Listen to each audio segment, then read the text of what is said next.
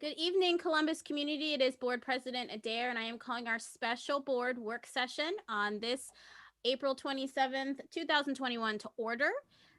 Mr. Treasurer, will you please call the roll? Ms. Beck, Board President Adair. Present. 2021 to order. Ms. Beckerly. Present. Mr. Brown.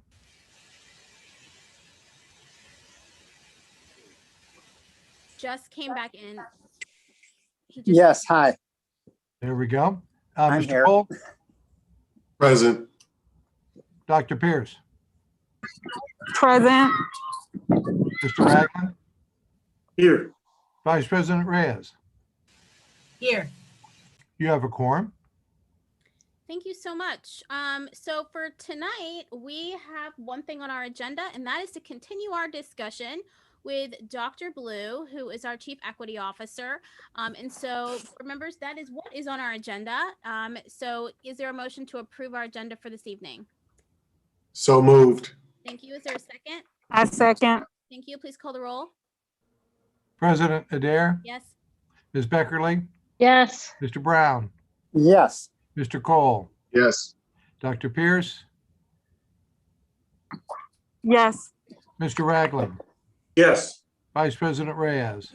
Yes. Motion carried. So much. So it is my pleasure then to turn it right over to Dr. Blue. Thank you so much for being here with us, and I'm excited to continue our discussion from last time. As am I. Thank you, Board President Adair. Hello, everyone, and thank you for allowing me to come back for the second half of the really great conversation that we started a couple of months ago in February related to equity. I'm going to go ahead and jump in by sharing my screen, and then we can get started with our conversation.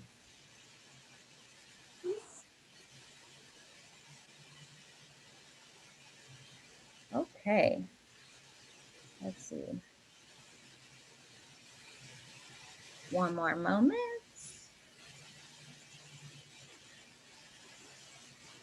I seem to have lost the group, but that's okay. I will find you all. Okay, so we are going to go ahead and jump right in with part 2 of our board work session.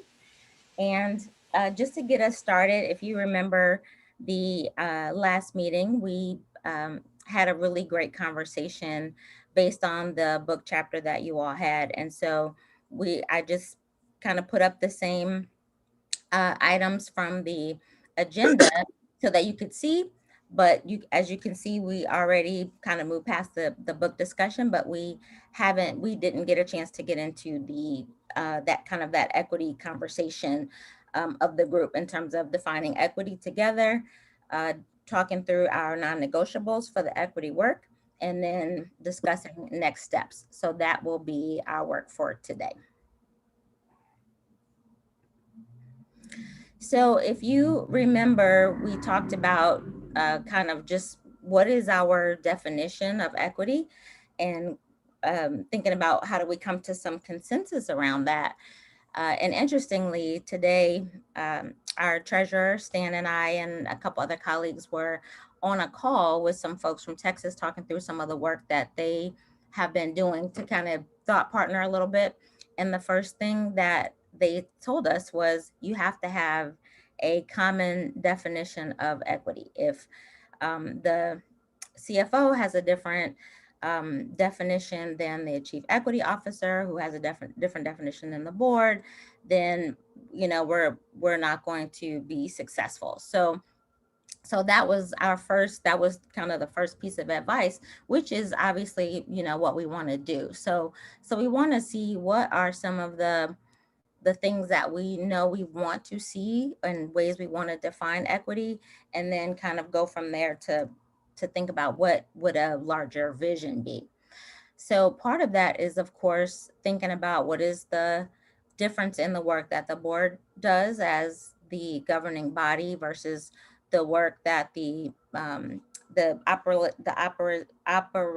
operations sort of the work, the management sort of side of it, how the work is operationalized, which is what the district does. And so we'll talk about how do those two pieces, how are they separate? Where do they meld? And what does that look like? So we'll talk about that some more also today. So our essential questions are the same. One being, what does it mean to lead an equity-focused vision of governance for Columbus City Schools? And then the second being, what is a definition of equity that the board can anchor itself to? So we want to think structures, policies, and practices from that governance standpoint for our school system and within our school system. So the first thing I want to do is kind of show you some highlights from our last meeting, and that is to help anyone who may be in the audience listening who missed the first session, and just to kind of bring us back into one conversation because it has been a couple of months. So what I did was had the communications team help me to pull together some clips from the original meeting, and so that will kind of give us a place to start. And so I'd like you to just, as you watch, think about, is this really the grounding that we say that, kind of what we talked about in that first meeting? Are we still in that same place? And that'll be our grounding for the work that as we think about going forward. So I would like for, if there's anyone who can, hold on one second. So let's see, I still didn't find my, I still can't see the gallery for some reason. So if someone can just kind of give me a verbal, if you can hear when we turn on the video, or you can put it in the chat. Okay, thank you.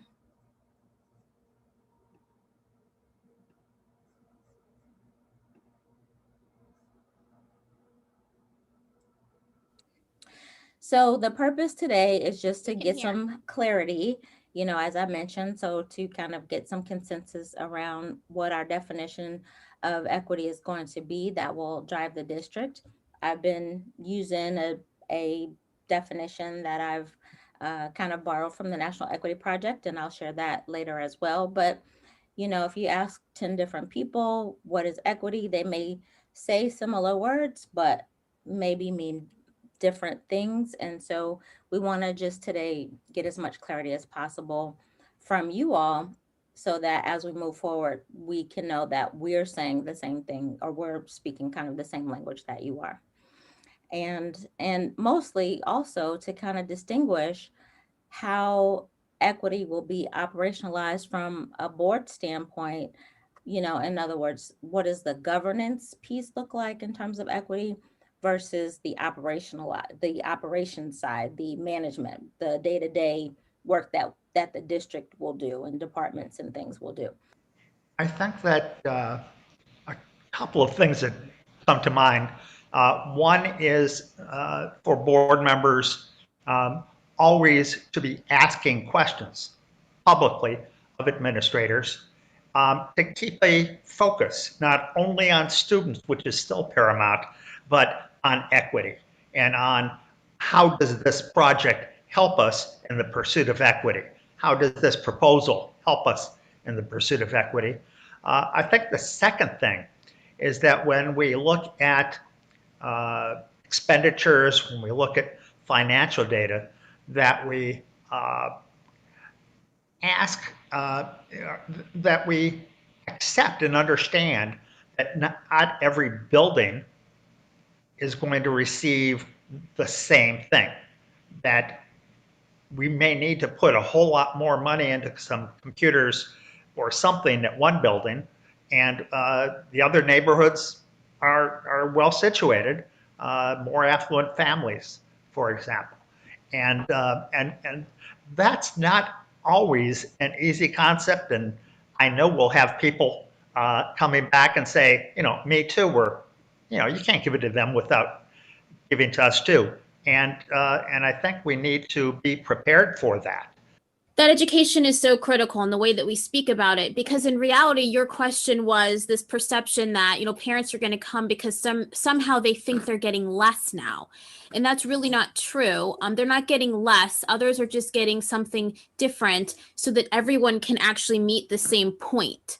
So, the idea of equity is a tool to get to equality, to overcome things that created the inequities in the beginning. So we really can't talk about it in ways of people getting more or less. It's getting the thing they need in order to get to the line, right? We're not even talking about getting past the line right now, which we do know, as Dr. Pierce was saying about just power and privilege, some people are past the line. We're trying to get everyone to the line.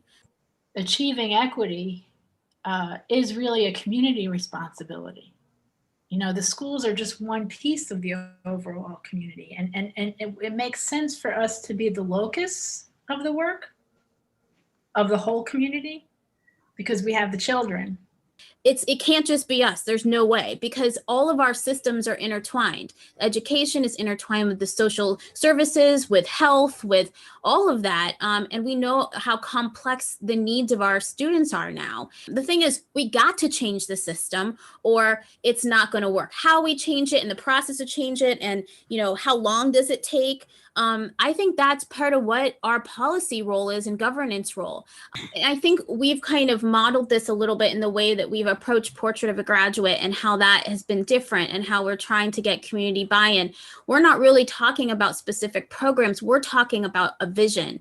And that's something that has to continue to be done at all levels, engaging all of the partner systems, government, across the country. I mean, there's no way Columbus City Schools is going to do all the things in here that are outlined that could potentially change a system. I mean, like Board Member Brown said, we just have so many regulations that come down from us from the federal and state government.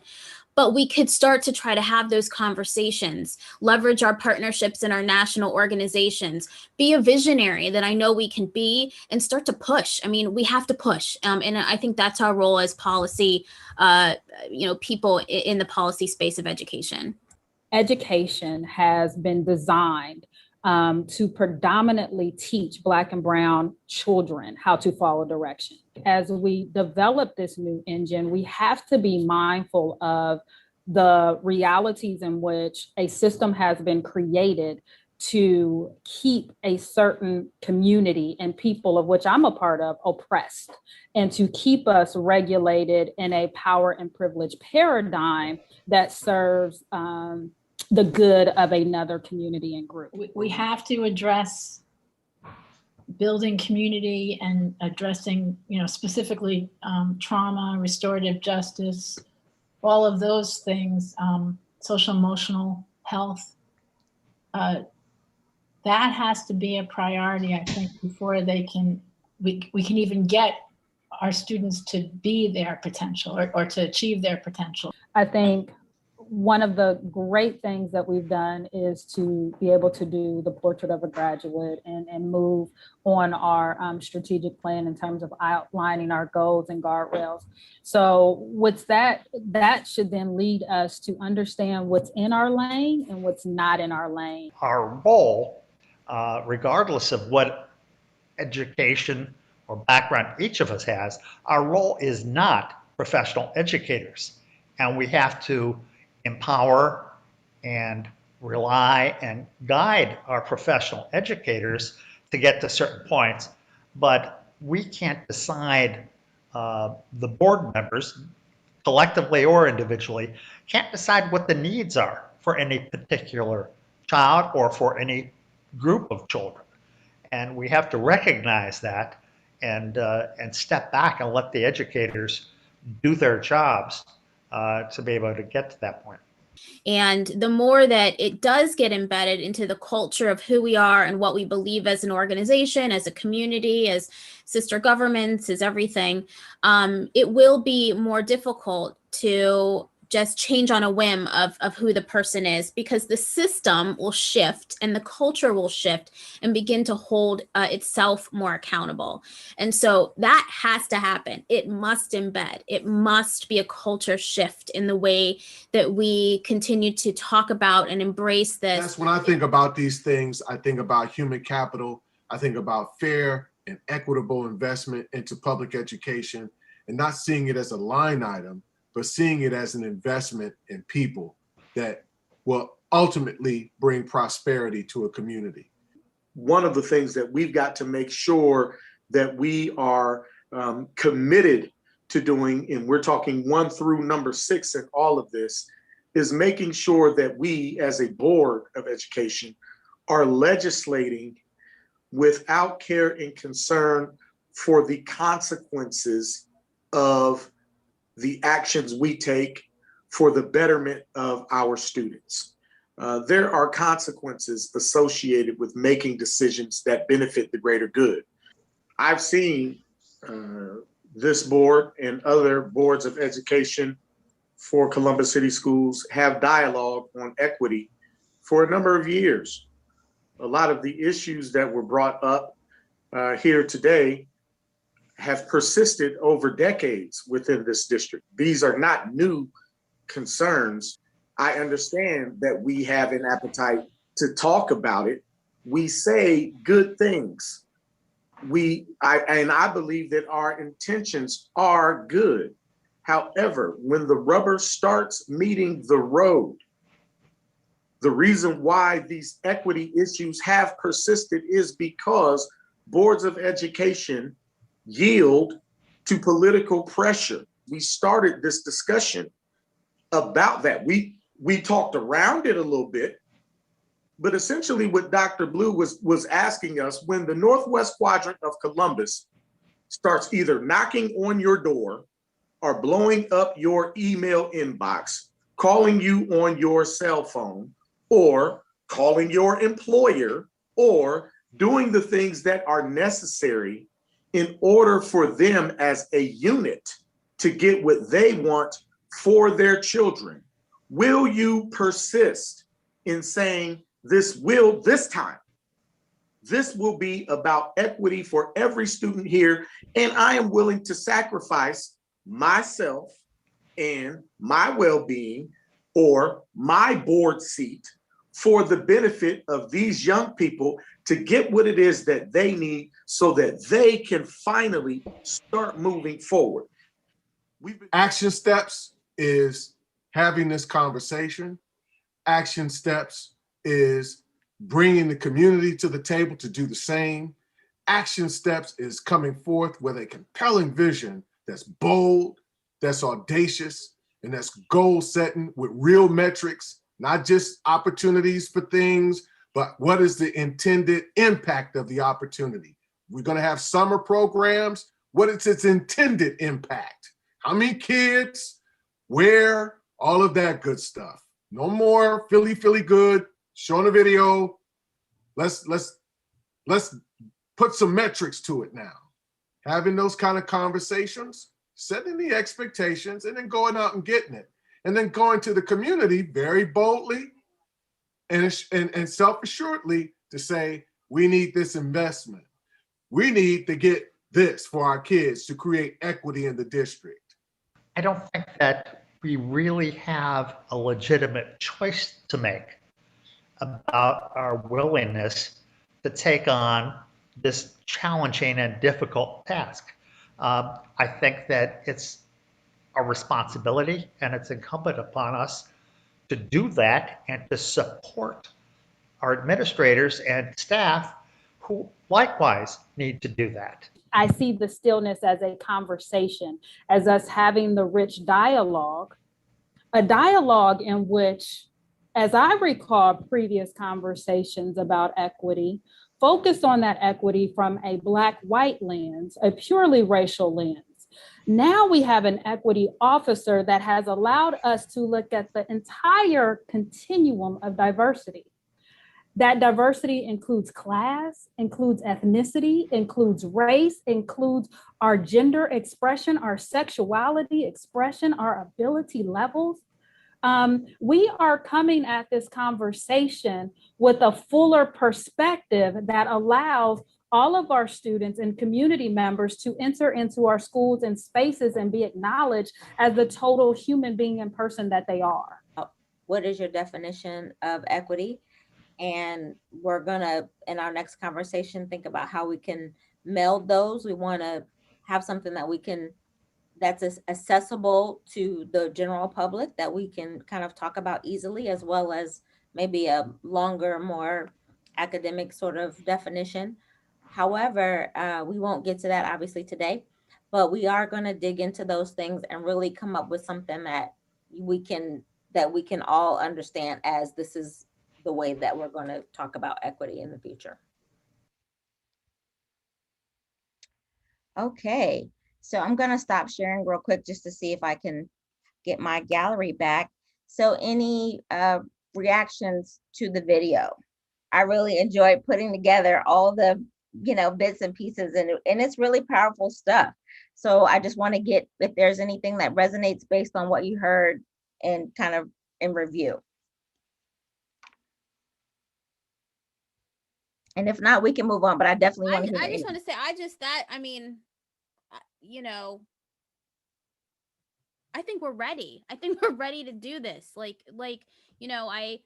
I feel good about what I heard in that conversation. Everyone was contributing. I feel like everyone is in the same direction and we're in the same path. And I think that, whoever edited that together made us sound super smart and together as a group. And, I think sometimes as we are having these conversations, we don't get a chance to reflect and really kind of hear it. It was good for me to, again, hear my colleagues and kind of listen again to their perspective and where they're coming from.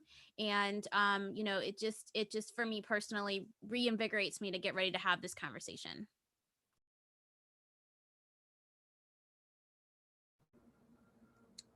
Good. Okay. A couple of thumbs up. Okay, good. So then, and it's good to hear too, in terms of everyone being on the same page, because it's going to be the things that you all are saying that you want to see. It's not going to be easy work. And so we have to, start to unpack, what does it look like to give every student what they need? What does that mean, on an operational level?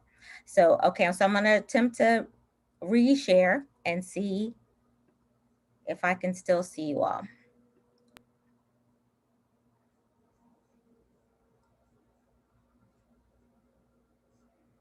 Let's see.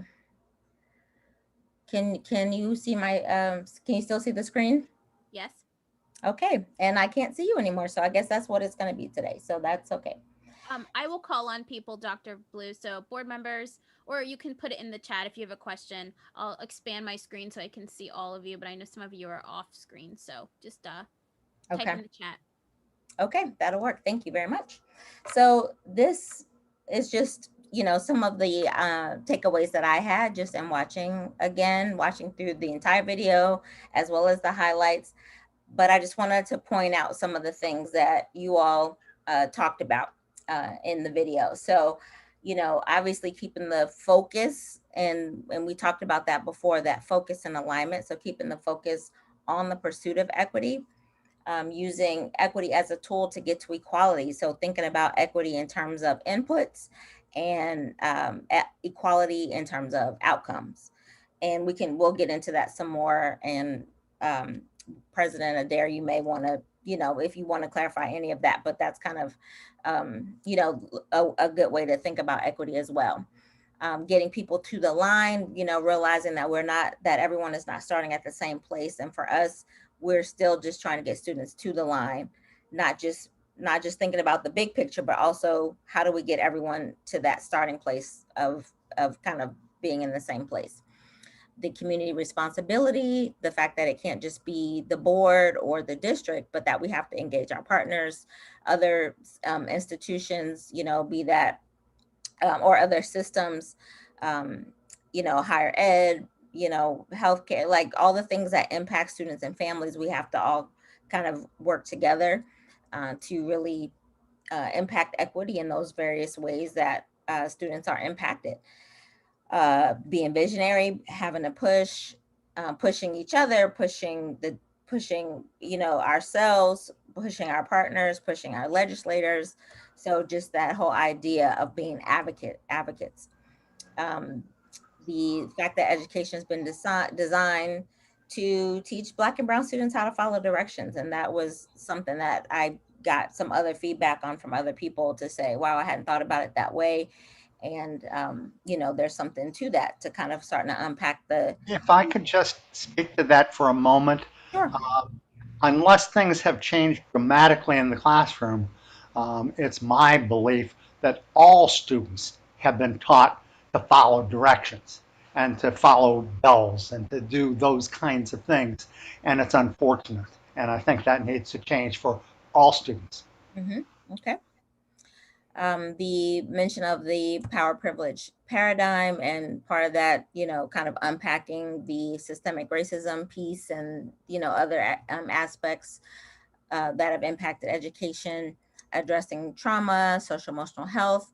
And then the question, what are we willing to sacrifice as a board, as board members, even for the superintendent, for us as employees, what are we willing to sacrifice in order to really reach that goal? The work, the idea that that it has to be embedded, so that it doesn't matter if the 7 of you are still sitting in these seats in 20 years, or we have new superintendent, new chief equity officer, whatever that looks like down the line, that we still have this culture of equity and that focus on equity. The setting the expectations and the metrics that board member Cole said, this is the start. We have real metrics, impact data, not just we had X number of students show up at a thing, but what is the impact of the work that we're doing in terms of equity? And so having that laser focus and just really having that responsibility to support it. With that final question being, are we going to be the board that? And you kind of heard all the things that board member Ragland said in terms of, what are we willing to do to really support, not just support, but be advocates for being the actors and not just the reactors in terms of the equity work. So can I just add one quick thing? That last thing is really inspiring me. Are we going to be the board? And I think that it's exciting at the thought that we are going to be the board. And I am, I'm really excited about being so intentional and so open about this discussion, that we're recognizing what James said about how hard it's going to be, and we have to really be resolved, and but the flip side of that is we are the board that does this, and that's pretty exciting stuff. And I just wanted to share that I'm excited. Yes, and something to be proud of too, to say that yes, this was the board that did this really great work. Okay, so then I want to move to looking at our mission and kind of using that as a primer for our discussion to dive into equity. So if our mission is that each student is highly educated, prepared for leadership and service, and empowered for success as a citizen in a global community, what does that mean we have to do? So that is each student is highly educated. Each student is prepared for leadership. Each student is prepared for service. Each student is empowered for success. And whose definition of success is that? Because that's another question. And then the idea of thinking about being global citizens. So how do we help each student think about their work in a much broader way, and not just, the street that they live on, the school that they go to, but the bigger picture of living as a global citizen. So how do we really, really turn that into actionable steps and thinking about equity, because each student being the piece. So in the homework that you all did for the last meeting, one of the things that I asked was, what is your definition of equity? So we put it into a little Wordle so you can kind of see what things stand out. And so you can ignore, obviously, the word equity, because everyone put the word equity in their definition, but just look and, kind of at some of the words that came out, because you only saw your own definition. So you don't know at this point necessarily what others have stated their definition is. And so just any feedback you all have as you look at it in a visual way, the things that you all are seeing in terms of equity as a board. Yes, Dr. Blue. In my opinion, the word Black should be mentioned specifically in this. Majority of this district is Black students. The disparate outcomes negatively impact Black students more than others. And so if we're really going to be equitable, we must address those that have fallen victim to the inequities of this district for far too long. And you must address that with specificity. And so that is the only thing that I think is missing here. Everything else I most definitely agree with. But if you're not dealing with the issues of Black students very specifically, then you are falling short in defining an equity vision for a city school district that is predominantly Black. Yeah, I agree with James, but I think that if that is included, that there are other groups that have been significantly disadvantaged over time, such as those with disabilities, such as the Latinx community, such as LGBTQ individuals. And I don't know that we can focus on one only without bringing everybody up to speed, up to an equity standard. My response to you, Board Member Brown, is yes. The reason we're after this, and we have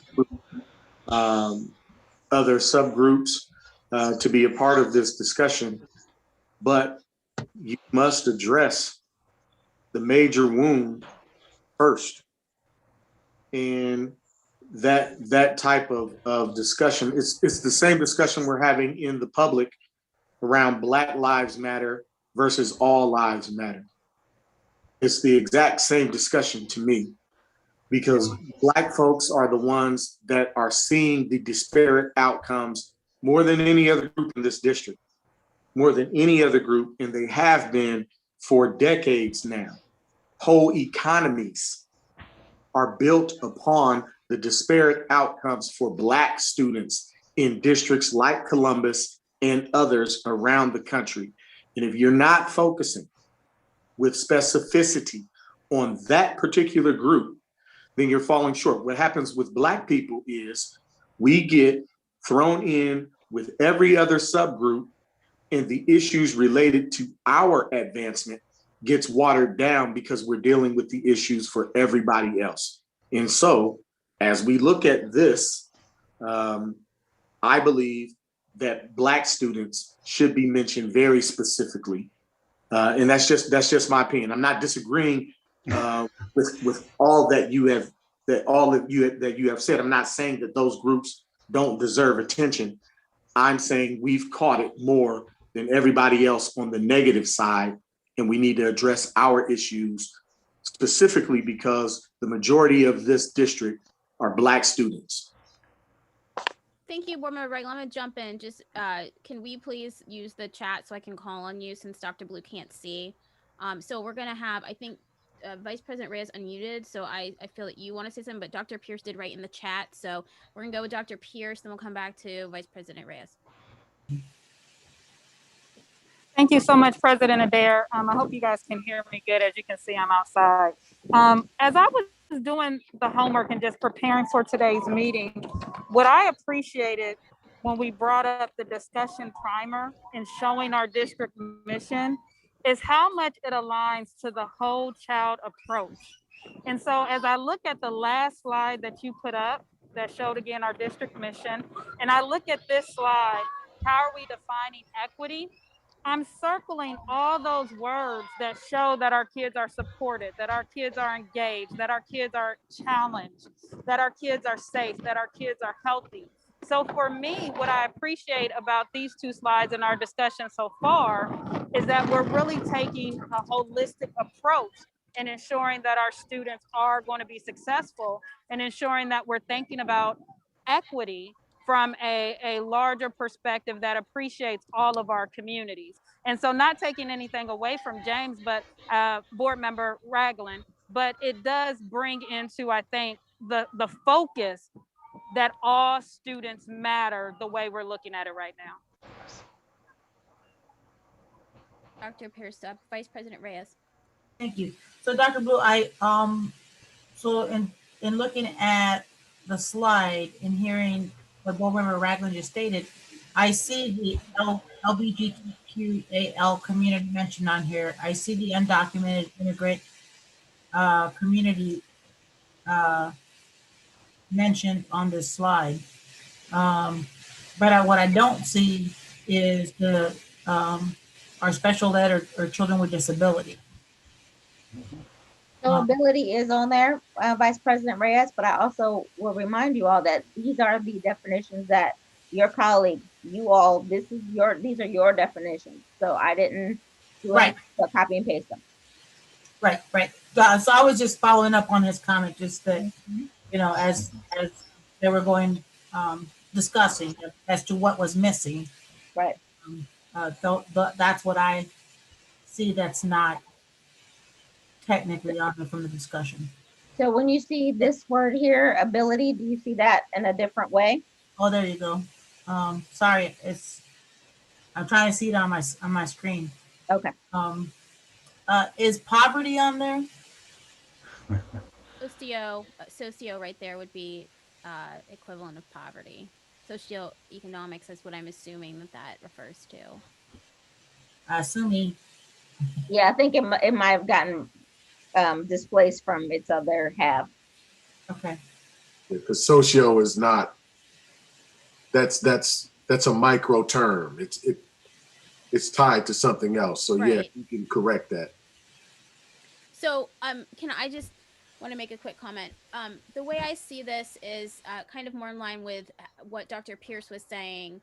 That in reality, what this is demonstrating is, and kind of supports what James, board member Ragland was saying as well. It's really that we have to look at equity through the lens of intersectionality as well. Because if you just look at Black students, which we are a majority of, not all Black students still need the same thing.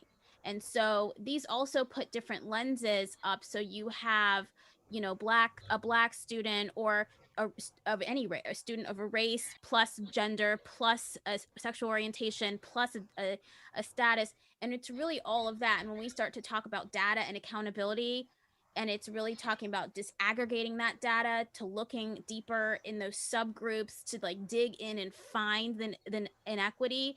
That's what I see in this definition. I see what the conversations we've been having around like data and things like that. That's what I see in these words that are from the word bubble.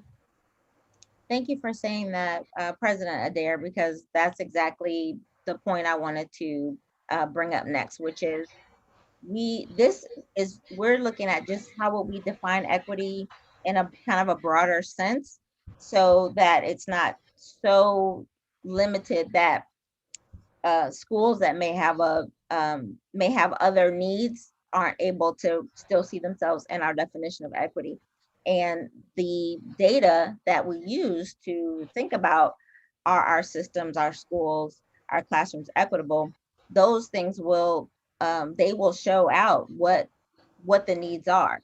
So we will have African American students who maybe still have to be still have needs around their sexual orientation or around their family structure. So it's not that we're saying these other things but not race. It's just that we also have to think about what other aspects of identity, because those of us who are Black are not only Black, we're also other things, but there are also other aspects where folks still need to have equitable outcomes who aren't just Black or who have other needs even inside of being African American. So any other comments about this before we dig into the specifics of you all's definitions? So here are just some of the actual kind of copied definitions of things that the statements that you all made. So I added the bold myself, the things that really stood out from what you all said, but I just wanted to kind of go through these a little bit. So we talked about resource allocation, and that came up quite a bit. And so when you think about how you're defining equity and looking at the fact that we have goals and guardrails around, as was mentioned, around whole child, around resource equity, around equitable opportunities, we have to be able to define it in the way that can still get to all of those things. So does anyone want to, we have a couple of these slides that just has just all of you all's thoughts around the definition, but anybody want to react to what you see here, or if your definition is here and you want to speak on it in any other way?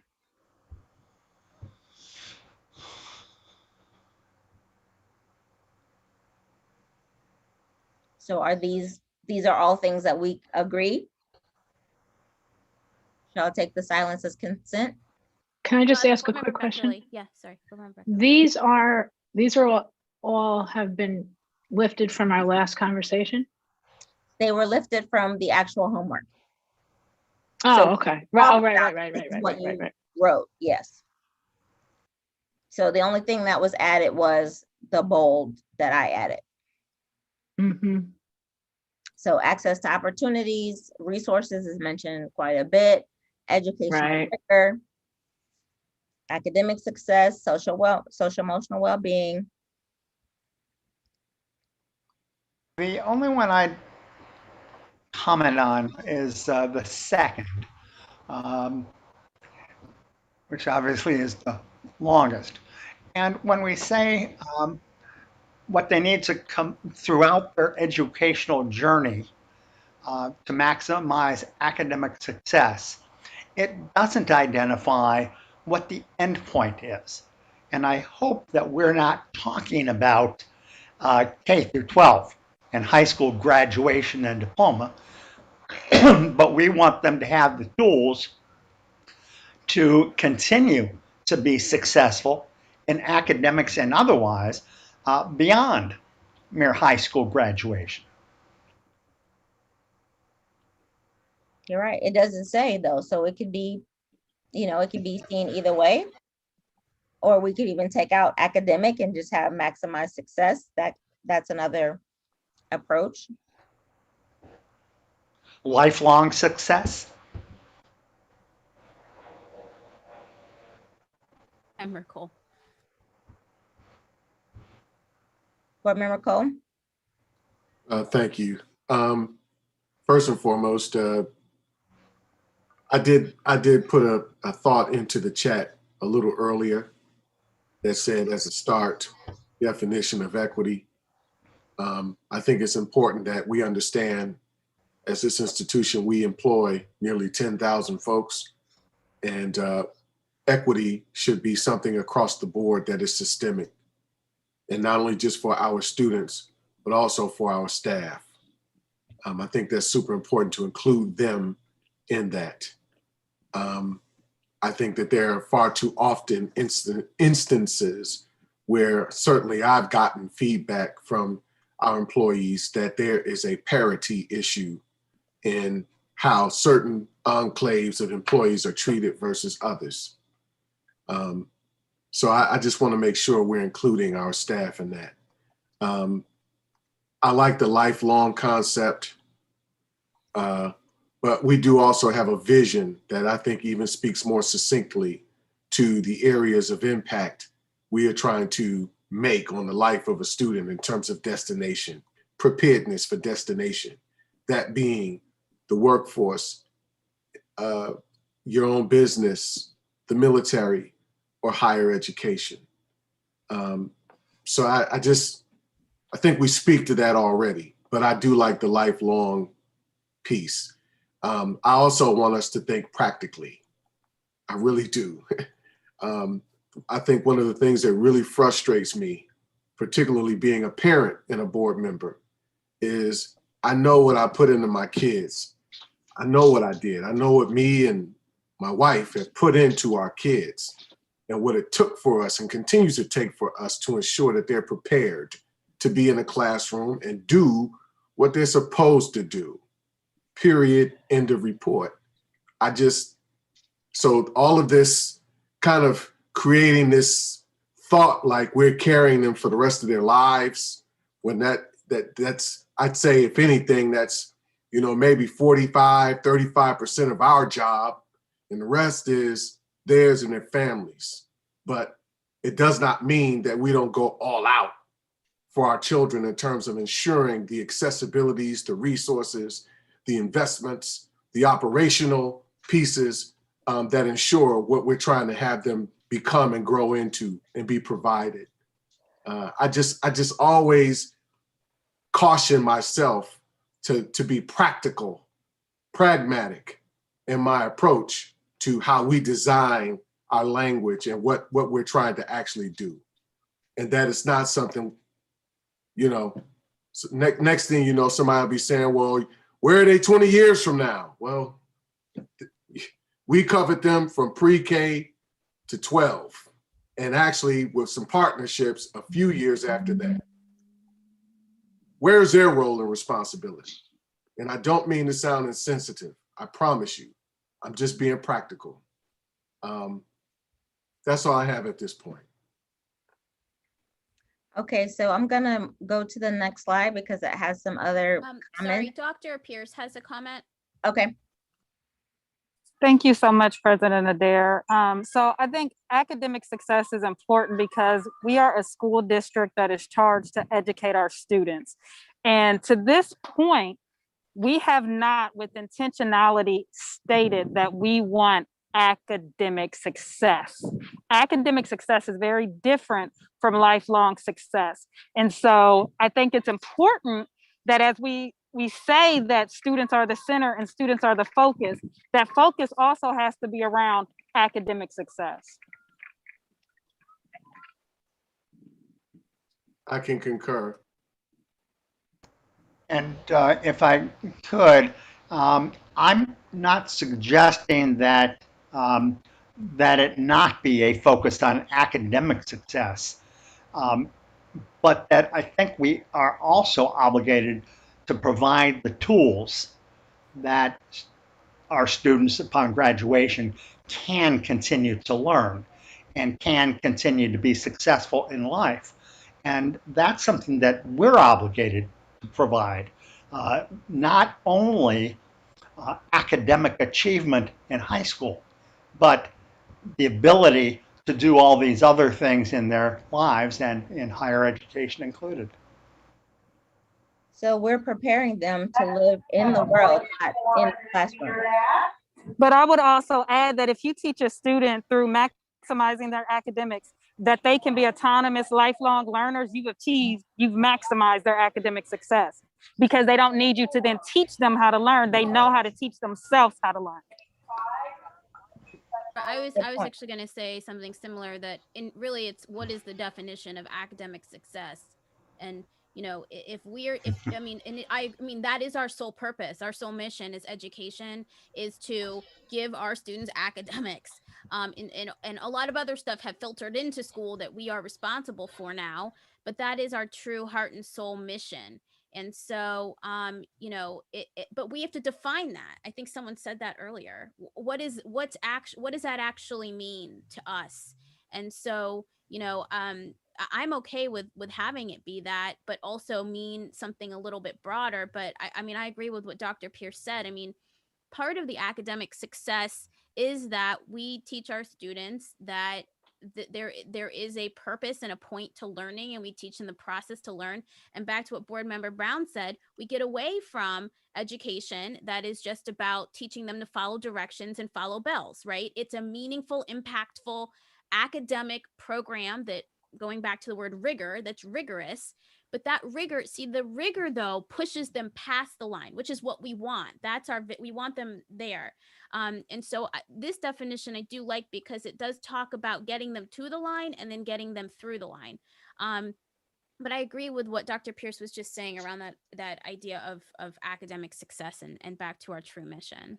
Mm-hmm. So the interesting thing that I want to put a pin in for the moment, but that I would like to come back to, has to do with the question of, does our definition of equity only include students? So it brings in what board member Cole said, but then also there was a comment in the chat around whether or not the, actually, I don't know if I'll find it now, but whether or not it's enough to just model what we want for adults, or should we be that intentional with the adults in order to really bring about a shift in our organizational culture? Because if you think about equity, can you really have equity for students without the mechanism around it also being equitable? So how would we produce equitable outcomes for students if we don't also have equity within our systems? Because that's how we choose teachers, that's how we train, that's how we do all of our work. So that there has to be some aspect of that too at the organizational level. So so here's another one. This is the second slide. So equity means we provide resources, access, opportunity to those who need it and not to those who do not. The impact of equity is measured by an improvement to individual success, identifying, eliminating institutional bias, rectifying the system cause disparities. And so that gets to some of the racial inequities that board member Ragland talked about also. So what thinkest thou on those two pieces? And then of course the piece about making sure students have what they need to be successful in the classroom and beyond. We need to unpack that more because there's a lot inside of that sentence. We need to kind of put more parameters or more meat on what that means. If I could respond briefly to just the first point there. I'm not real comfortable with it saying that we're not going to provide resources, access, opportunity to those who, I guess, are not in special need of it.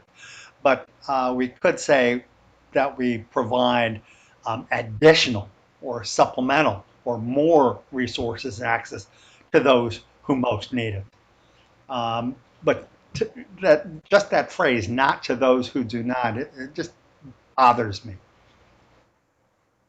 Can you unpack that a little bit in terms of what about it gets under your skin? It sounds to me as though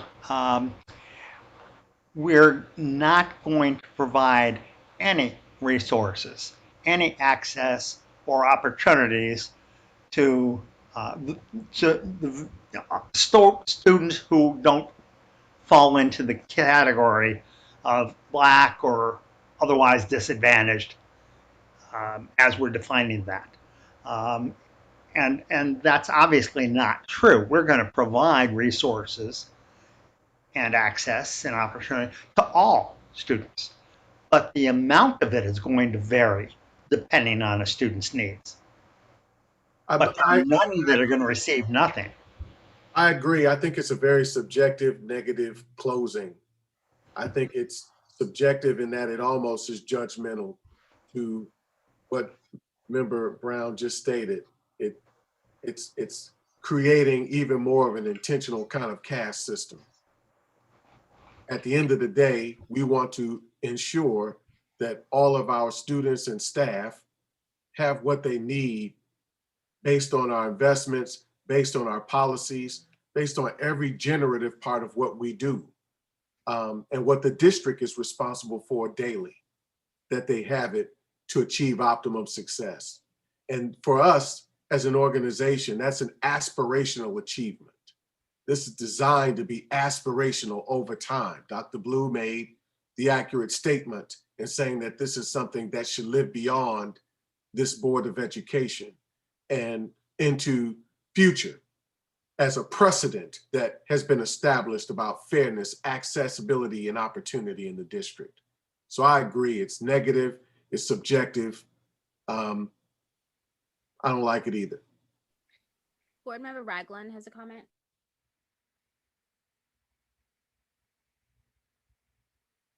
Thank you, Madam President. Thank you, colleagues. I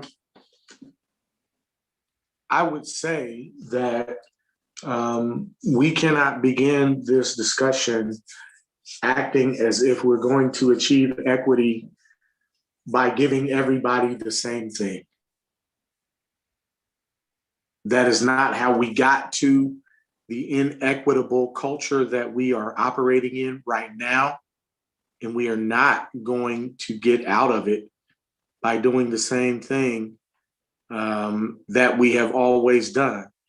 And if you begin to tell people, oh, we're gonna fix our equity problem and everybody's gonna get the same thing, then it allows for us to have the same wiggle room that has gotten us into this predicament over the last several decades. And this is what I would, this is what I am challenging all of us to understand and accept, right? If you're 6 feet tall and you can see over the fence, you don't need a block to stand on. So the person that needs the block to stand over to see over the fence, they're going to get it and you're not. And I think we have to understand that within this district, resources have been devoted for a very long time to those that could organize, to those that had access, to those that had privilege and power, and resources did not go to those that did not have that same access, that did not have that same voice. And we have to acknowledge that. And we can't dance around it. We can't sugarcoat that. We've got to say the way that we've allocated resources to date has led to negative student outcomes for a specific group of students and others. If the response to this is to add the word additional somewhere in that phrase, then I would say yes. But I'm not going to go into this saying everybody's going to get the same thing and we're going to achieve equity as a district with finite resources. That's not how it works. Some schools, some areas of town have the ability to give their students what they need, regardless of what we do financially or governance-wise anyway. It's the difference between a middle school band booster club getting their bake sale sponsored by Panera because a parent is an executive, and another school on the other side of town not even having a middle school band. And so we need to correct that. I hear what you're saying, Mr. Ragland. Let me offer you the counter alternative and really what I believe is the spirit, tone, and tenor of what we're saying. What we're saying is that equity is understanding that everybody's not going to get the same thing. So, for example, maybe one of our schools on the Northwest side or in Clintonville has better programs, has better resources, but maybe the buildings are not optimum. Well, we've got brand new buildings and renovations that, are fairly new at a East, at a Starling K-8. Any number of schools that have experienced renovations and opportunities. So look at this much more broadly, not just in terms of classroom offerings, extracurriculars, but also, again, the entire span of what it is that we provide and how it is provided. I am not saying, Michael is not saying that we just gonna make sure everybody gets everything, equal. Everybody's gonna get the same thing. That's not the case. We know where there needs to be certain investments in certain things, and we know where there needs to be other investments for other places for other students. Even if you break those students down into subgroups, i.e. students with disabilities, African-American students, students who have behavioral or social emotional issues. So I want to be clear that I am in personal belief that we are not saying every kid's going to get the same thing. it's an intentional, and I'm sick of kind of using that word right now because everybody's using it. It's almost becoming a punchline. But let me just say it straight. I think that our intentional investment in making sure that we are looking at and evaluating constantly what students need, whether it's facilities, what have you, like we've been doing for God knows how many years. Now we can step the game up and actually make it something that's a part of our philosophy, that's a part of our policy, and that's a part of our practice and culture. So I hear what you're saying, but I disagree vehemently. I'm not saying every kid's going to get the same thing. So I agree with the way this conversation is going right now. So I think that we all want every student in our district to have that academic success. So the outcome that we want is the same for all. But because people are not starting at the same place, we have to use the idea of equity, whether that be resources, access, opportunity, whatever that is. We're going to use that tool differently, depending on the child, the situation, the building, the whatever the need is, so that we can make that adjustment so that everyone can get to the outcome of academic success. Madam President, I think the big thing too is that we need to be a little more forward looking than equity. We need to be a little further reaching than that. I think that's an opportunity for us to be entrepreneurial and seize the moment. Take us above and beyond because we're thinking past equity. Y'all have heard me say it before. But yeah, liberation, that's all. Liberation. I hear you, and that's right. But we can't get there, and so that's the next step, and that's when we have to start to look at, and that's what I like about the second definition, about the identifying and eliminating that bias, because we're never going to get to liberation or justice until we do that. But first, we got to get everyone to the line. So it is stepped, and we can't do it by ourselves. And that goes back to the other conversation. But I wanted to bring in that second definition around the idea that you highlighted about that identifying and eliminating institutional and systemic bias. And, we issued a pretty strong statement, you guys. I mean, I don't think we're scared to say, institutional racism, systemic racism, systemic bias. I don't think we're scared. We just have to figure out the way that we're gonna, kind of put it together so that we can actually take action steps to address it. Right. Absolutely. So I want to, so those are the definitions that you all lifted in terms of just for yourself, what is the definition of equity? So we'll kind of, pull all these things together, but I really just wanted to start with how are you conceiving of equity so that when we bring together a definition, it's something that everyone can agree on, or at least, get behind or see their own definition inside of. But I wanted to kind of move into this next piece, and it goes into something that Dr. Pierce mentioned. And I found this quote not too long ago and thought, you know what, this really brings that bigger piece together when we talk about equity and excellence. So the quote reads, "We must promote both excellence and equity. We must view the two as inseparable. Excellence without equity is not excellence, it's privilege. And equity without excellence is not equity, it's tokenism." So what do you all think about that? And it's not a definition of equity per se, but it's definitely a way to think about equity in terms of how are we thinking about it as a school district? It also applies to it can apply to adults and students.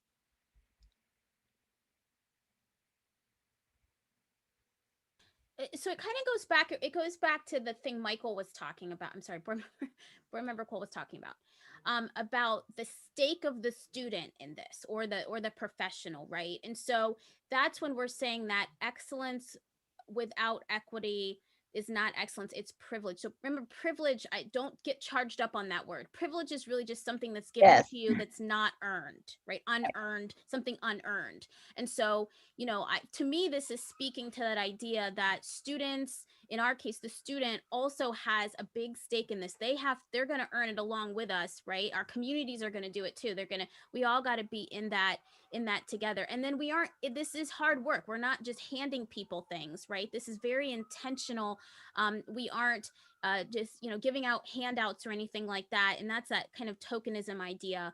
And so to me, this kind of brings in that idea of both the rigor, but also the role of the student and our community in the concept of equity. And also think about the fact that when we think about excellence, it also means what is the quality of our professionals in terms of really helping our students to get to that place. You know, in each of our departments, how are we really striving for excellence in all that we do? And it really does kind of speak to reducing just having pockets of excellence. So we have really great folks in this department or really great teachers in this school who are doing these things or that things. We need it to be part of our entire system, the way that we work. And that's why I brought up the point earlier in terms of, can you have an equitable classroom or school without also having an equitable system? So we have to think about excellence. Equity is a part of that. Otherwise, we're not really reaching the goal that we set for every student or every, you know, individual. And in terms of tokenism, having equity without excellence is not, it's being tokenism means that we're only looking at, we may have lower expectations for students or lower expectations for, you know, one group over another. And that doesn't serve our students well, regardless of if we're talking about that within our employees or within our classrooms.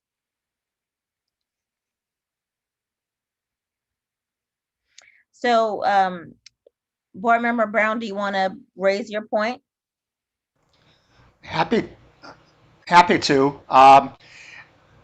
When I read this kind of thing, it's certainly quotable, and the words balance nicely, and that's why I suggested it's more sloganism than anything else.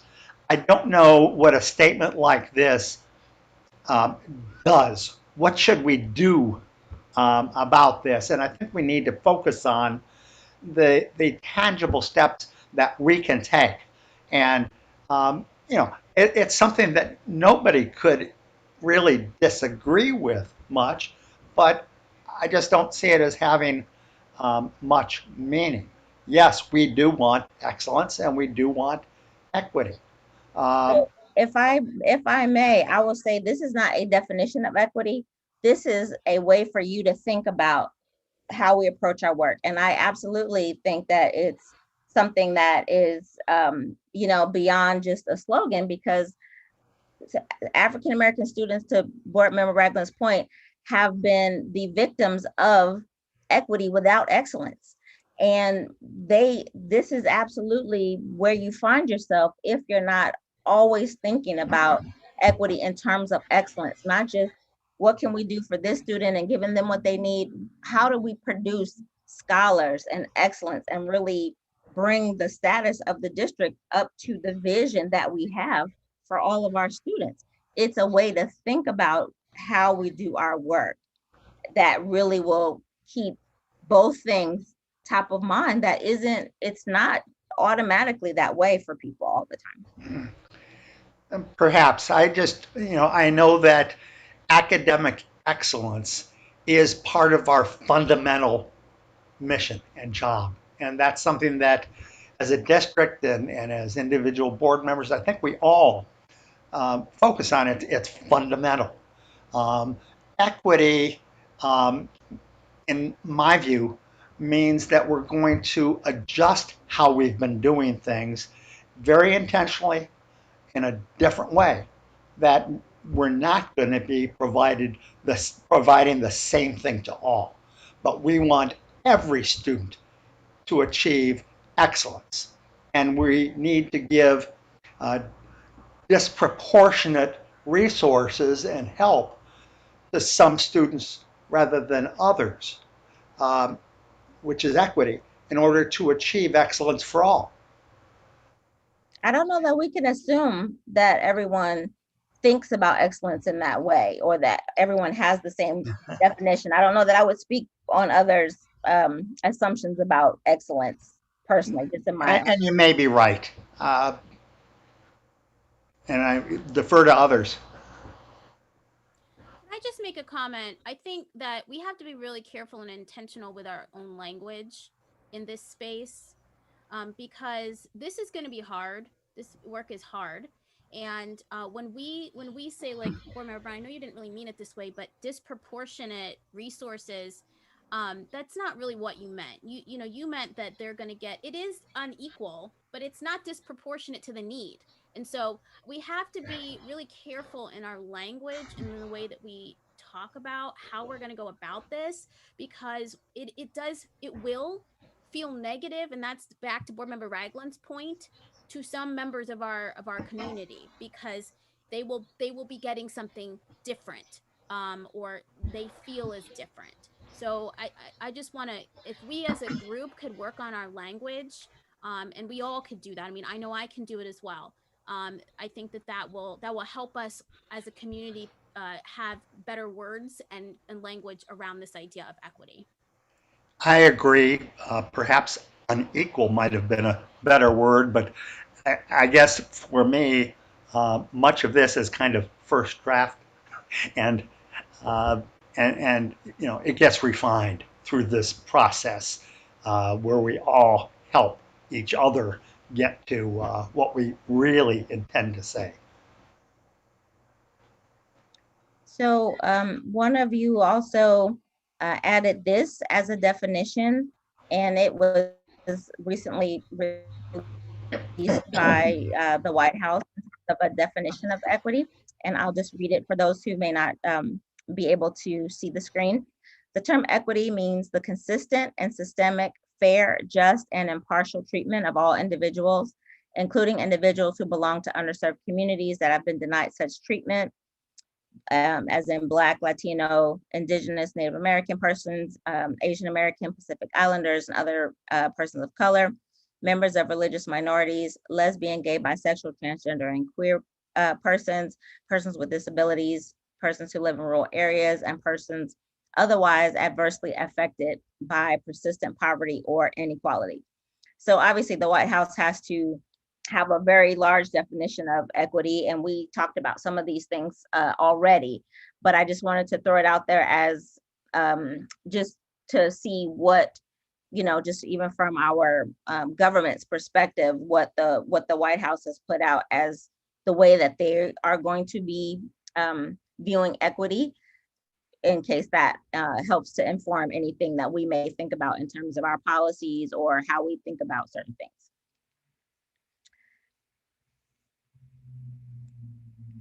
So I'll go on to there to this one last definition or conception, which is the one that, you know, we've been kind of talking through in the past, which is equity is reached when we remove the predictability of success or failure that currently correlates with any social or cultural factor.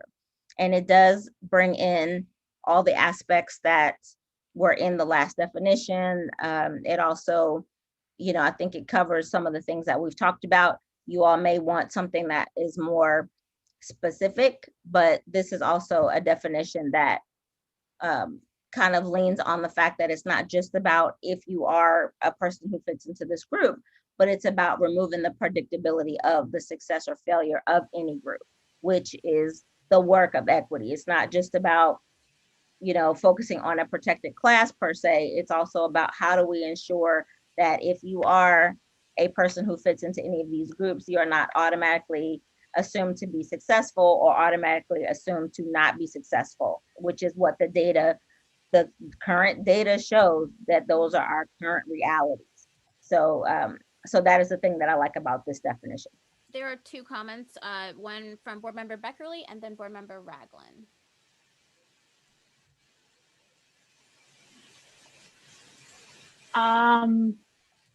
I like this approach too. because it's measurable. We'll know we've gotten there when our students who are members of any of these groups, their success and their membership in the group don't correlate any longer. I don't know if it affects or how we would address it in or utilize this approach in terms of our entire organization being equitable in terms of adults. But the other thought I had is that we could keep the first part of this. We have removed the predictability of success or failure that currently correlates with, and rather than any social or cultural factor to address Board Member Cole and Board Member Ragland's point about we need to be specific and put it in there, and then go back and pick up all the definitions of groups that the White House used. So we said that currently correlates with any membership in one or more of the following groups, and then just pick up that huge list, that broad-based list. It might be a way to make sure we're not that we're being explicit, and also coming up with because this is how we measure the equity to begin with. So and using that as the definition for knowing when we've solved it might be, it seems like there's a certain precision to it. But I know this isn't a precise area, so I probably would want to reserve the right to think about it a little more, but I like that thought. Now, let me ask if others, can you see where, do you see that there may be, that we, I'm sorry, let me refocus my question. Do you see adults fitting into this definition or this conception of equity? Before you answer Dr. Blue's question, we did have Board Member Ragland who wanted to comment. And me. And then, I'm sorry, thank you, and Vice President Reyes. And maybe address the question. Madam President, I will yield to Dr. Blue's flow on that. I think that's a very poignant part of the conversation, and I'd like for us to delve into that before I make my statement, if that's okay. Sure. So then I'll just go to Vice President Reyes to see what she had, and then we'll go back. So I think that maybe I don't answer it because now I just forgot the question. So being on the board a while, and I think President Derrick just mentioned it, the issue of missing a subgroup, a social, a cultural, an age subgroup has always been difficult when you talk about equity. We ran into that when we changed our anti-discrimination statement, when you're adding a subgroup and then people come back, just kind of like that first slide when we were trying to figure out what group was missing. So it's I'm really interested to see how do we capture. I see the importance of why we need to mention the groups because it's important, but I also fear every time we change a policy or change what we're saying that we miss a group or we miss somebody because we are being intentional about calling it out. Just like, we called it out earlier. So how do we call it out, but still be encompassing of where we're trying to get?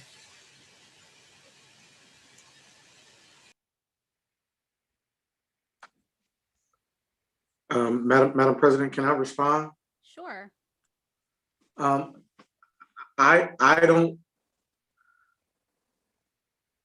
don't believe that we can talk around it. To answer your question, Vice President Reyes, I think we have to say it for what it is and do it. And then everybody else is going to have to come along either willingly or kicking and screaming. There is no way that we can achieve equity without angering someone else. The issue is the disenfranchised people, the victims of the inequity, have not had a voice. See, everybody was okay with Black folks being disenfranchised. That's why we're here today. Until Black folks started standing up for themselves. And so, hey, we can say, well, let's not mention a specific subgroup because we can't fit everybody into that conversation. Well, everybody's not catching the same negativity as we are. And we're this other conceptions of equity example that we've been given from the National Equity Project is very poignant to me. Equity is reached when we have removed the predictability of success or failure. Hard stop there. Because in many ways, we have whole systems in our country that are built upon the predictability of success or failure of schools. Whole industries are growing and prospering because they are able to predict the success or failure of young people. And really why this task for us is so heavy is because we have to be intentional in attacking that. And we can't soft shoe it. We have to say the school to prison pipeline is real and we're not standing for it any longer. We have to say Black people are filling up prisons all over the nation more than any other group here in the United States. And it starts in school districts, urban school districts all over the country. And we're not going to stand for it any longer. And then we have to just not say it. We've got to do it. And we've said it forever. We just haven't done it. We leave ourselves room to get out of it. And I think what we have engaged in, and listen, we can agree, disagree on certain points, but I do believe that what we have engaged in is one of the first steps to actually getting it done. And I don't care if other governmental entities want to come with us on this. This cannot be about talk any longer, because a lot of folks are going to talk a good game.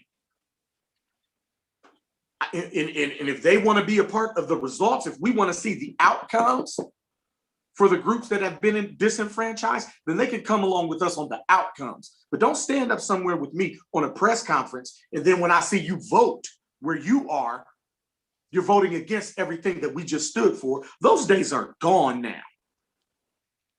We see it manifesting on the streets. We just saw it all last year. This nation burned because those days are over. And it does start with us. We hold people's most precious resource in our hands every single day. Our main task is to develop them into quality individuals that pay taxes at the very least. They grow up, they get a job, they get a career, they own a business, and they pay taxes. They don't do anything else. We will have succeeded if we arm them with a diploma that says that they can do that. In the days of talking around it, at least for me, should be over. And I think what this is right here is literally the work to me. You remove the predictability of success or failure. Hey, we will have done a job.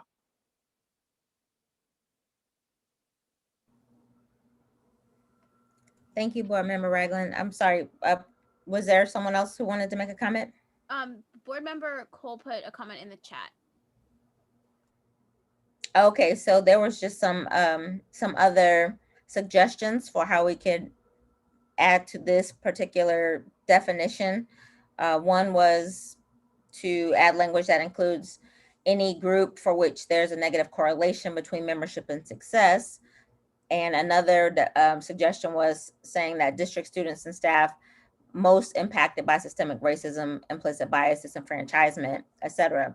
So the only thing about both of those still have that same idea of focusing on the kind of a deficit way of looking at equity. And the whole idea is that predictability of success is just as important, because that's how you call out institutional racism, because there are students, they are predictably successful because they have more resources, because they are born, because they, of whatever their ethnicity is, where they live, those things, that is also important to call out. We are trying to eliminate that predictability as well in order to get to the outcome, as President Adair mentioned, in terms of equal outcomes for all of our students. So that also goes back to the resource question we talked about a little bit ago. Yes, zip code, all of those things. So we can go, oh, sorry. I did get my video back. I was going to suggest some of the language here, I think, overly generalizes about people that are in these different groups. And I think we need to be careful to avoid that. Yes, we can look at some by group and say this group has been disadvantaged, has been disenfranchised, but I think we also have to, in the process, acknowledge that some have done extremely well despite those things, and in other groups, some have done poorly despite those things, and not always generalize to the groups. That's why we have data. And that's what we'll keep coming back to. The data will tell us who we have to focus on and how. Mm-hmm. Member Beverly has a comment. Okay.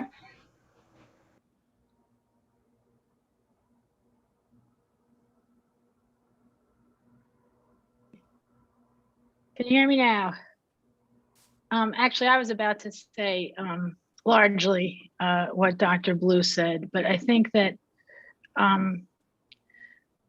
Eric's point, while accurate, is a concern in the sense of there are generalities, there are persistent, troubling data, as Dr. Blue just suggested, that we can't, we've been guilty for too long, I think, of saying, well, not every Black child does badly, or not every white child does well, hence this isn't a problem. So I think we have to be really careful about that language, because it is a problem. And that's why we're here. And we all know that. I mean, we all agree. Mm-hmm.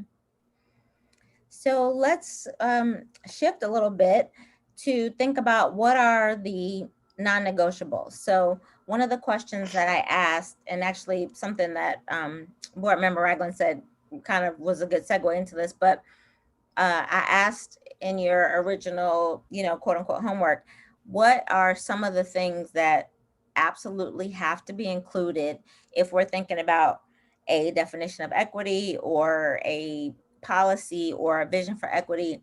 You have to see this thing, whatever this aspect is, included in order to support moving forward with it.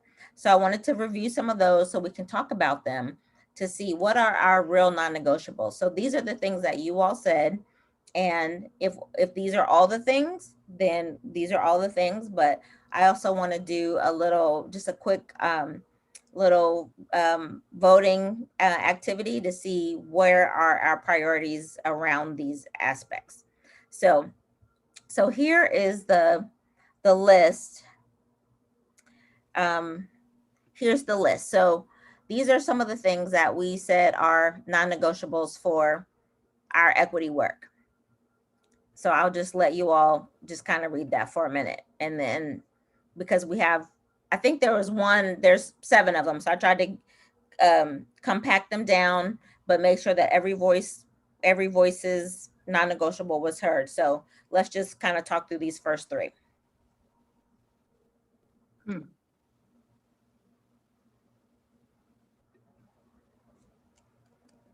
So we know that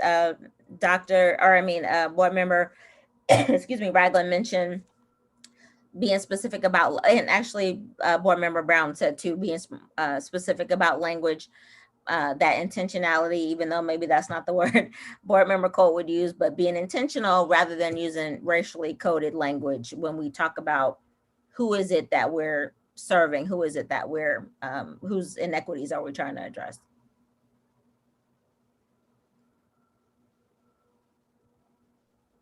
Were you asking me a question, Dr. Blue? Not at all. I'm just asking if anyone has any reactions to our to the first 3 non-negotiables. For me, and I believe I was the one who said the first, but for me, I think it's super important to make sure that we embed this concept of equity and its evolution ideally into something that removes all barriers. That we very, very definitively state our position in support of that. It's interesting because I hear what James is saying on the use of the term Black.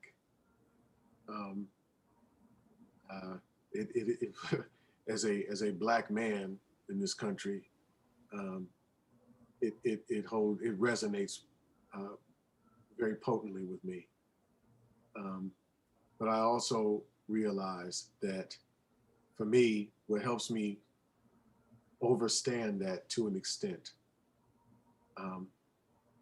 not removing my personal pride of my Blackness. Let's be clear.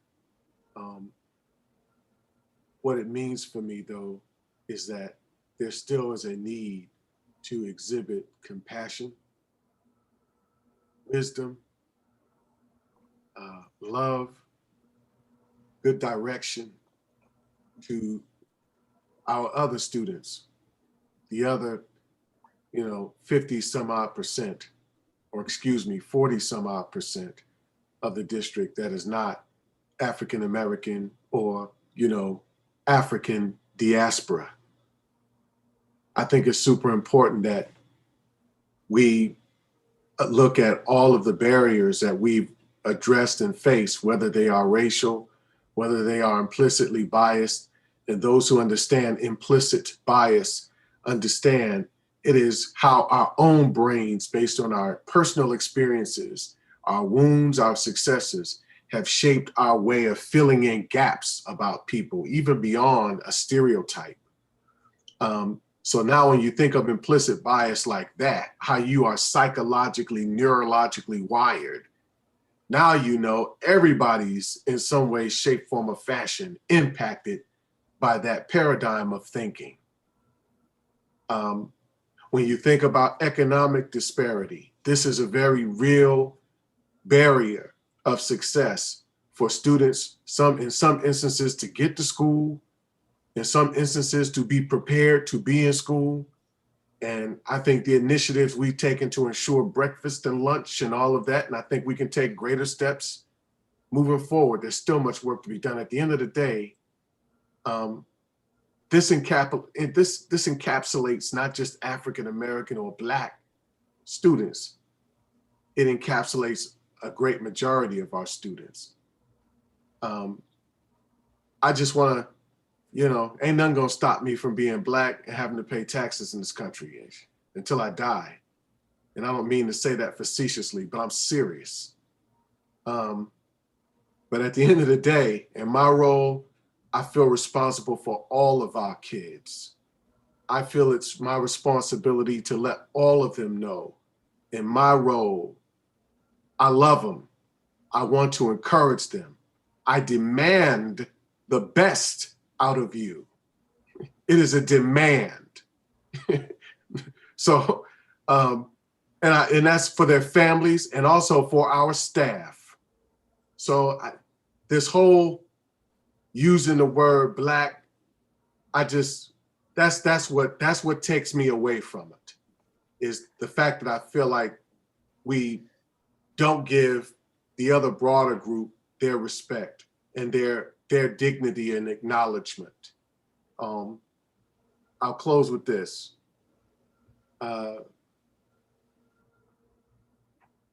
How we treat the least of us, whether we say it or not, the best that we give towards each person, period, I think reinforces the idea of equity in the district. The more that we make this and embed this as a practice, as a value, as a set of virtues, as a demand for action, as my brother James has so eloquently stated throughout this and other meetings, I think that's where we live up to that tenet of equity that benefits everyone and not just a certain enclave of kids. But at the end of the day, kids gonna have to step it up too. Kids are gonna have to step down on the violence too. Kids are gonna have to take some responsibility too, to do what we're training them up to do. And their families gotta be engaged in that as well. So that's why, in closing, it's so important for this to be a value set and a priority of action for us moving forward that doesn't just isolate any one large particular group of students, but encapsulates everyone with a sense of compassion, with a sense of wisdom, with a sense of rigor, with a sense of success and wanting the best for those students and staff in mind. Thank you. So this list, thank you, Board Member Cole, these are non-negotiables that each of you may have brought up. So this is not to say that this is definitely going in. This is one person's opinion. So that is, I just want to be clear as we react to each of these. Okay, so we don't have to necessarily, we're not saying that this is going in or not going in. These are non-negotiables that were lifted by each of you. So aside from that piece about, calling out the rate, that piece, we've already talked about that. Is there any other thing that anyone wants to bring up about these three? I think that the embedded concept is really important.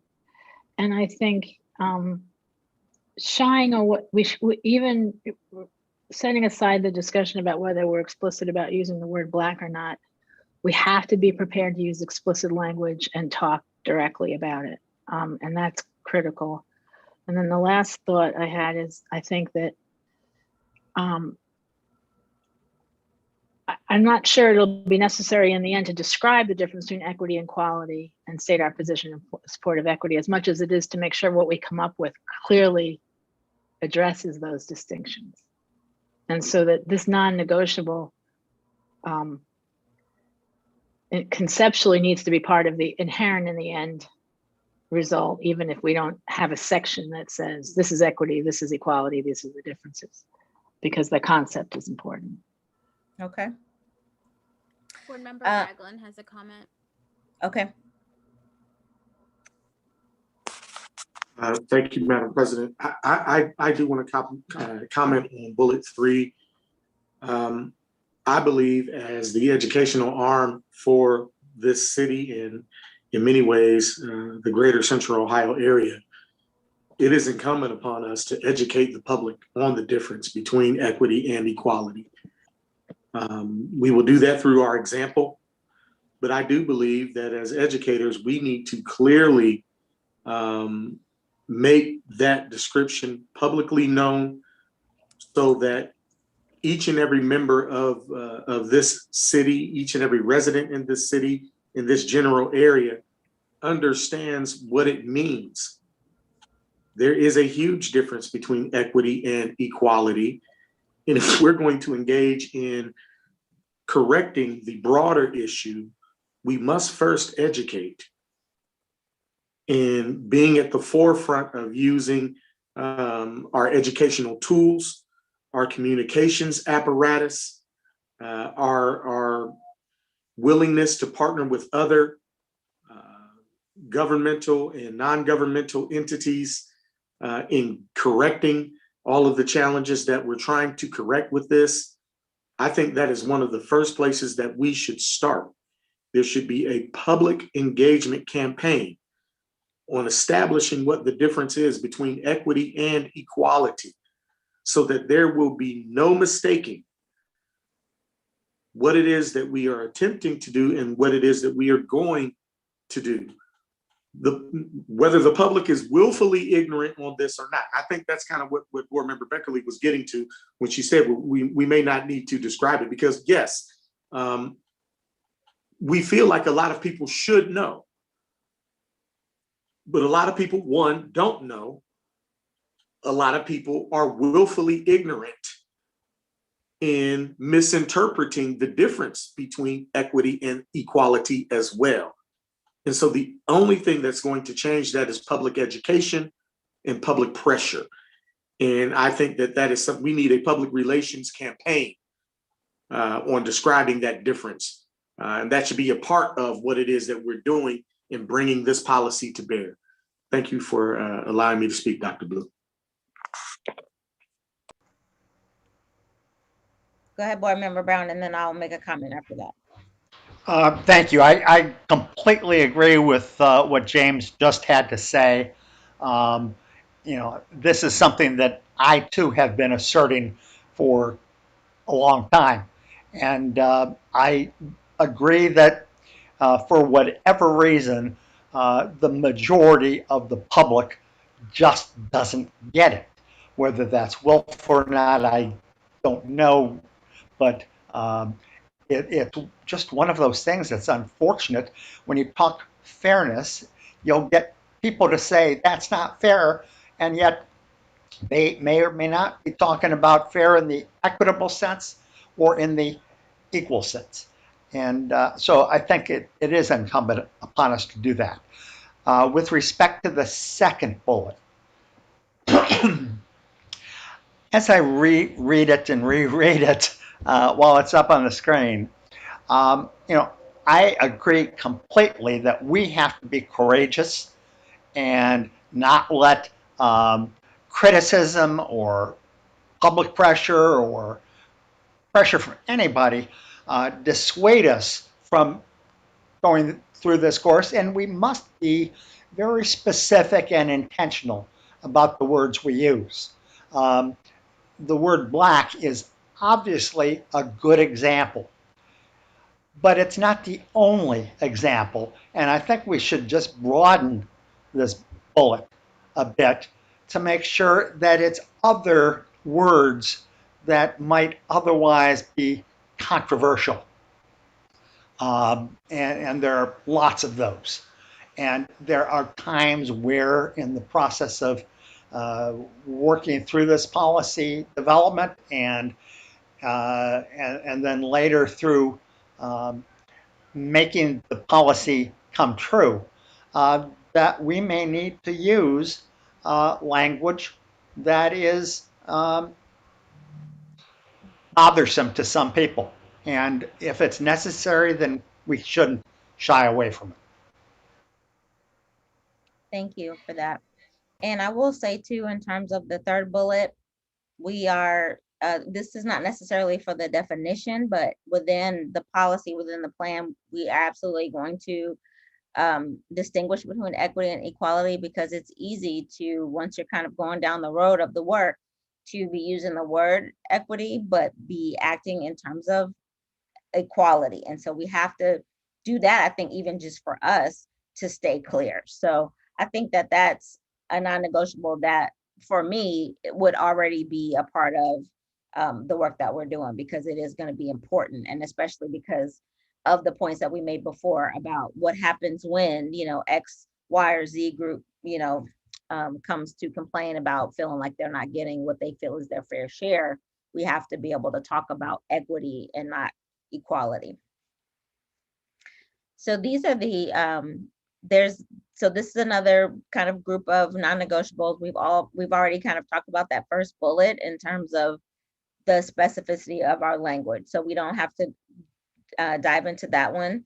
necessarily. We can put something like that in, part of the, preamble definitions, within the policy, so that we don't have to get too hung up on, are we calling every group? Are we not calling every group? But we'll just kind of give some examples, and kind of go from there. But that way we don't have to go through and make changes every time we're talking about a different group, but just to give us an idea of the diversity within, what we're discussing.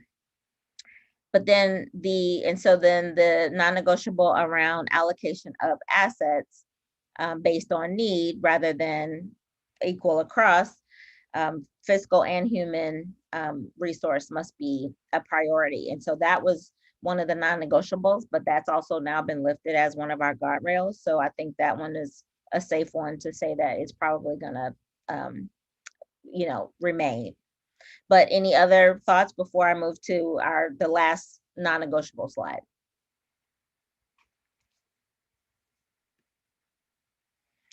So we talked, the last piece that we talked about, or that you all talked about, is that we must provide structure and supports to improve practices. We aim to hold departments accountable for reducing and eliminating disparities by establishing targets for performance and incorporating equity outcomes as an element of system assessment and individual performance evaluation.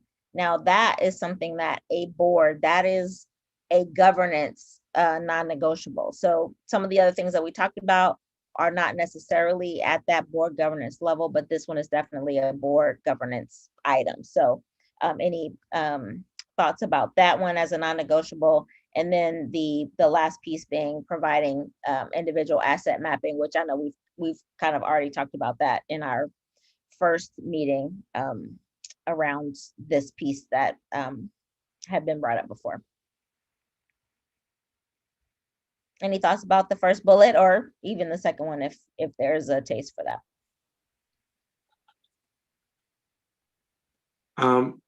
Yes, Dr. Blue, I'm in agreement with the first bullet, and we've spent a lot of time over the last several years talking about departments. We're talking about purchasing, we're talking about HR, and those are other pressure points for us as board members, as we deal with equity district wide. Hearing from the business community because their business didn't get a contract because we're distributing contracts more equitably to local businesses, is something that we've got to prepare for. We spent a lot of time talking about, the student outcomes today, and Mr. Cole mentioned equity outcomes for our staff, et cetera. But this talks directly about other departments, and here is where I want to talk specifically about HR. When Dr. Dixon came on board very early in her tenure, she mentioned from the board floor data concerning academic success for African American students and how it correlated to them having access to African American teachers. Now, we talked about academic success today. We talked about the word Black, and I'm glad that we had those types of discussions. But are we prepared to say we're going to go about the business of grooming teacher candidates and hiring more teacher candidates to produce the outcomes that we need for the specific group of students that has chronically underperformed in our district? If the data shows that Black kids do better with Black teachers, why is there such a pushback against that? And I think having this included in what we're doing and speaking specifically about departments, holding departments accountable, that is an area where I hope there would be a broadening of your department itself in order for us to properly track that. First, put the metrics in place and then properly track that, as well as for you and your team to advise us on solutions when we see that we are falling short. And so this has to be included in everything that we're doing. And I saw the chat with the data correction. Please mention that, Dr. Blue. Please say that specifically, because I think it is important based on a lot of the conversation that we've had already today. Please clear that up. So in the chat, I mentioned that the data show that all students, regardless of their ethnic background, do better having a Black teacher. So, and I can send, those reports out. We actually, interestingly, had a meeting with ODE just last week and talking about how will we build a teacher pipeline, how will we look at our staffing differently in order to make sure that we're improving that piece, the demographics of our teachers. But there are several articles that I can send out around that, but it's definitely, it shows that it helps all students no matter what their racial background is. So that's a really good data point for us, if there is pushback. So one of the ways that we talk about equity, especially in the terms of looking at it from what I would call the inside. So we have internal equity and external equity, and our students, for me, would be what I would call our external equity, the thing that we do, right? Our mission equity. But in order to accomplish that, in order to get all the pieces even aligned for that, we do have to look at our internal structures and supports. And, are those equitable? Where are the hidden biases and barriers there?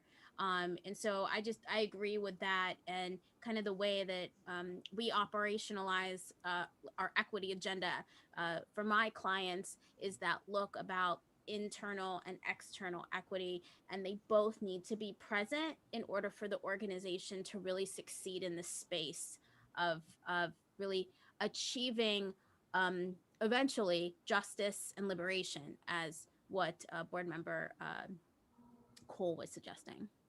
Mm-hmm. So of all of the non-negotiables that we've kind of talked through, are there any that someone needs clarity on? Not necessarily that you want to speak in support or against, but just if there's any clarity that is needed for any of those. Your question prompts me, and this is minor, this is not substantive, but I think it's important. When I look at a statement like the first bullet, it immediately appears to be something that I'm going to have a harder time reading and getting than, say, the second bullet point. And the average reader, and I'm talking about in the public, is going to have a very hard time understanding that. Now, our audience for this may be teachers and professional educators. But if we're, to the extent that we're writing something for the public, we need to, on the one hand, be accurate, and yet we still need to write to a lower reading level. So, and to clarify, these non-negotiables are going to inform what we put together. This isn't for a document. So this is for us to say, is this important to us as we go?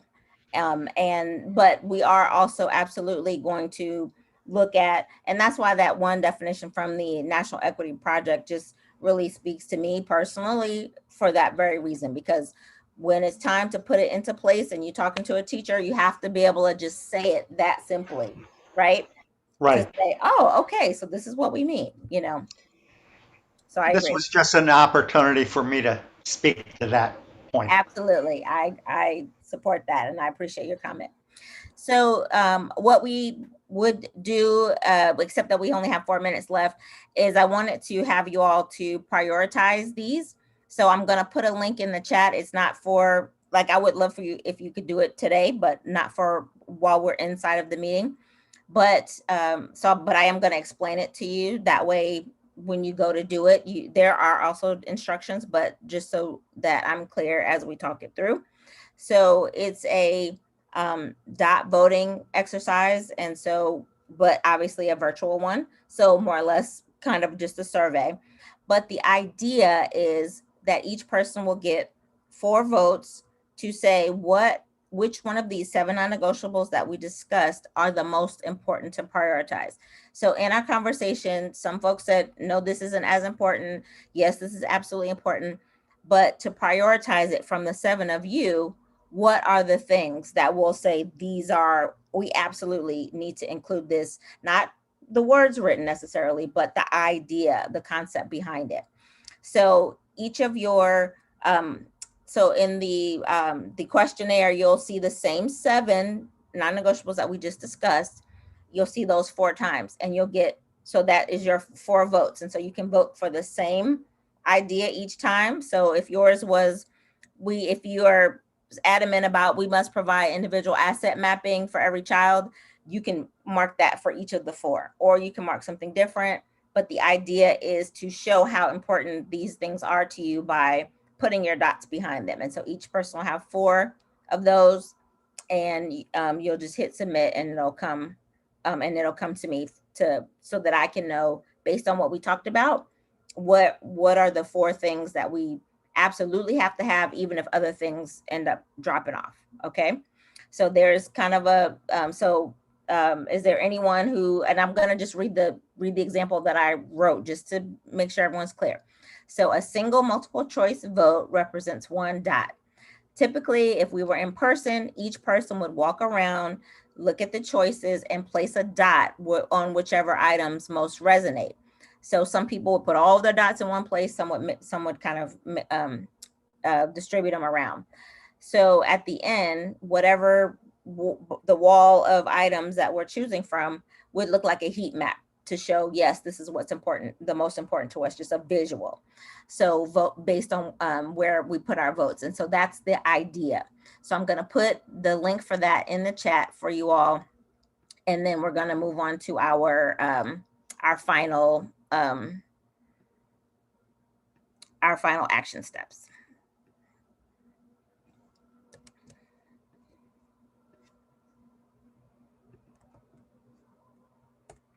Okay, so it's now in the chat, and it should work for everyone. If it doesn't, please let me know. And so for us to kind of tie up a little bit, our next steps will be to finalize a district definition of equity based on our conversations today, based on other things, something that we can kind of put out to say, this is our conception of equity. And to Board Member Brown's point, something that is simple and easy, and then we can kind of move into something that's longer, more academic later. The second step, utilize the board feedback and input, from today and from our previous conversations to inform the creation and implementation of an equity plan and vision that encompasses the day-to-day. So that's that guardrail piece that you all have already kind of laid out a couple for us. That's those priority areas that we've talked about. So what does that look like based on any other feedback that you all have already given? And then the last piece, which is going to be an important piece for you all in terms of just the governance aspect, is for us to make revisions to any necessary revisions to the equity policy. So there's a draft that's already out there. It had a first reading, and I know there was a pen kind of put in it until I was able to get here and help to provide some input on it. So we want to come back to that though. So we'll start working through what does a revision look like, something that we can put out for board consideration and approval. We'll have people review it. We'll discuss it again. I'll let policy review committee and President Adair kind of, guide me on what that looks like. But I think that that's a good next step for us also, is to say, this is the document that we're going to be using to guide our work, and it's already something that you've all already had at least some discussion on. So any other comments about that? those next steps? Dr. Blue, I do have a quick comment. So when we talk about the revisions to the equity policy, it might be helpful for us to also consider how the academic committee will play into that discussion. So it may be helpful for us to really get that committee up and going so they can weigh in on the elements that we include in the equity policy. Good idea. And there may be other. I was going to say there might be other committees as well. That's a good point, Dr. Right. Pierce, since we're trying to embed equity in the way we work. And so equity is a piece of every committee. Yes. So we'll figure out a process for that so that we can get just a new perspective and some different input as we move forward. So that'll conclude our discussion for today. 2 minutes over, not bad. I appreciate you all's time and attention and great discussion today. I think we, hit on a lot of things. And so from here, it'll be a matter of just kind of digesting what your peers had to say about what equity is and is not, and how we can move forward, and then just start putting some of those things into place. Thank you all, and thank you, Dr. Blue. This was really good. I guess I'd love to see this kind of discussion take place in every one of our classrooms throughout the district. That's our goal.